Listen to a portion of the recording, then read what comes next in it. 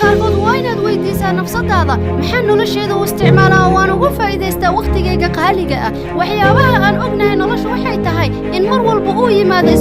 isbeddelkaasna waxay ku imaanaysaa noloshaada mararka qaarkood noloshaada ayaa hoos noqonaysa mararka qaarkood noloshaada ayaa kor noqonaysa mararka qaarkood wax walba aad rabto ayaad helaysaa mararka qaarkood noloshu uma dhacayaan sida adiga aad rabto mararka qaarkood waa faraxsan tahay mararka qaarkood waad murugaanaysaa taasi waa xanuunka nolosha mararka qaarkood dadka oo dhan ayaa kaa soo horjeesanayo waad murugoonaysaa waad cidloonaysaa taasi waa caqabad nolosha ugu muhiimsan inaad ka gudubtid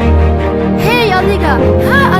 adiga dhegaysanaya ayaan kula hadlayaa mis weydiisay su'aalaha ugu muhiimsan ee noloshaada horumarkaaga sidee ugu noolamaysaa maxaa kuu keenay inaad hoos u dhacdo maxaad ka baratay caqabadaha nolosha ma waxaad rabtaa inaad guul gaarto horay miyaad u soconaysaa mise gadaal ayaad u soconaysaa